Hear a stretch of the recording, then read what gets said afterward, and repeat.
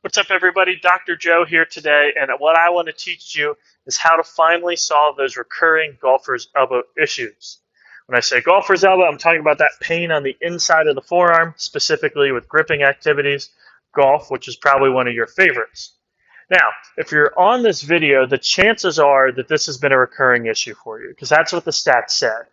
And you've gotten in the cycle of rest, irritate, and you repeat that over and over, but you never really get rid of it. And there's a good reason why you haven't, because most people make one big mistake with it, and that's going to be the first topic I cover in this video.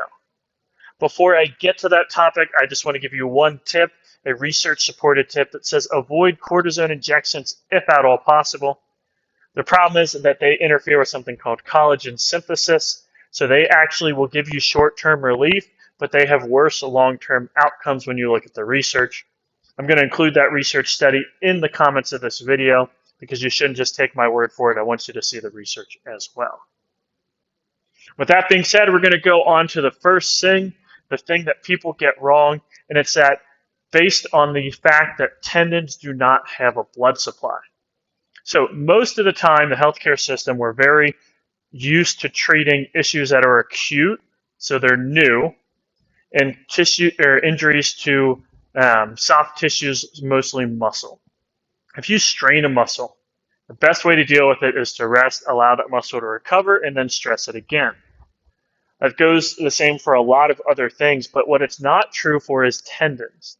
See, tendons lack a blood supply. So where a muscle heals by getting blood and nutrients and oxygen to the muscle, tendons actually need stress. Stress puts activity into tenocytes, which are these little cells in tendons, and it forces a remodeling of that tendon so it gets stronger. But without stress, that doesn't happen. So if you've been in that cycle of rest, irritate, it's because you've never given it a chance to actually remodel itself. In fact, if you look at the research, you'll see tendon issues actually respond better to low-level stresses that create mild discomfort than they do having any stress on them whatsoever. Talked about this in previous videos, and that research continues to get proven over and over. So what you're going to do is essentially find an amount of stress that you can deal with. Usually that stress is rated a 3, maybe a 4 out of 10 in the research studies. You're going to provoke it with that amount of stress, allow it to recover, and then stress it daily, instead of just going with no stress.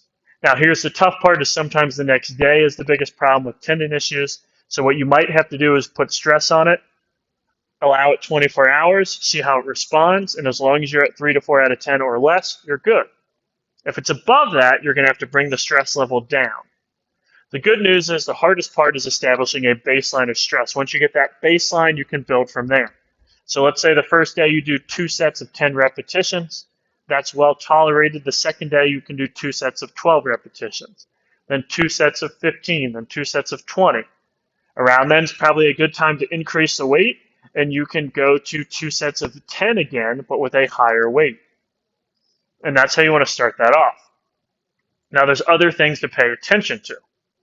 When we get to how to load the tendon, we want to use something called eccentric. So we want to control the lengthening of the muscle.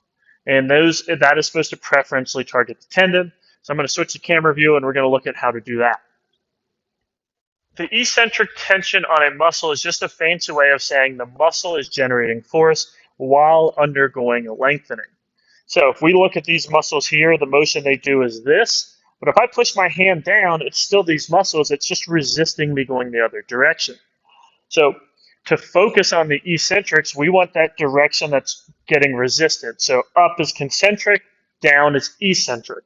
So if we're doing that with a weight, what we're going to do is we're going to take the weight, rest it here, you're going to hold it in your wrist, you're going to slowly let it drop down, forcing the lengthening of those fibers. You can bring it up at whatever speed you want. Slowly let it come down, bring it up with whatever speed you want. If this is uncomfortable, you can actually use the other hand to help yourself up, slowly drop down. Help yourself up, slowly drop down. And you would just repeat that for whatever number of repetitions you're at for that day, or you're going to take an educated guess if you're just trying to establish a baseline. Now, it's going to take us on to our third thing, that's really important, which is to know that the tendon through here is what they call a combined tendon. So it's several muscles that insert and join into one tendon. So different motions are going to irritate that area. One I like to focus on a lot for golfers is pronation. So pronation is turning the wrist this way. So kind of what you do is you come through the ball.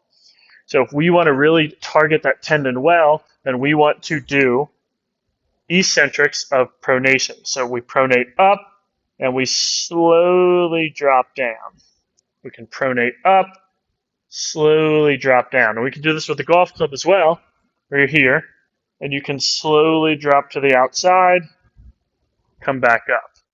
Slowly drop to the outside, come back up. The nice thing is with a club, is you grab up here, it's easier. You make the lever longer, it's harder. You need to make it harder yet again. You use your driver, you put a head cover on it, you put a towel on the end of it, and it's going to increase that resistance. But it's going to allow us to target those pronator muscles, specifically the pronator teres, which is really going to do great things for targeting that tendon on the inside of the elbow, which is our problem in golfer's elbow. The last piece of advice I want to give you is that while your golfer's elbow is irritated, stay off of mats. The way mats are built, they just don't absorb force well. So if you're pounding balls off of mats all day, I can guarantee you it's going to irritate your golfer's elbow, or tennis elbow for that fact. And it could be what got you into that in the first place. I often see this injury early in the season when golfers are practicing a lot and they're on mats at the driving range trying to get their swing in shape for the new season. So in the short term, hit off of grass, tee the ball up, but do not just keep pounding your club face into the mat because the force through the inside of your elbow is massive and it's just not going to like it. So before this video ends, what I'm going to do is I'm going to show you a special tool called a TheraBar. It is one of the primary tools I use when treating golfer's elbow in the golfers that I work with, and it's a unique tool and it's just very beneficial. So you're going to see videos of how to do that, and I'm going to put the link of the TheraBar in the comments of this video. If you have questions, whether it's now, later, please drop them below in the comments and I'm happy to get to them. Thanks and good luck.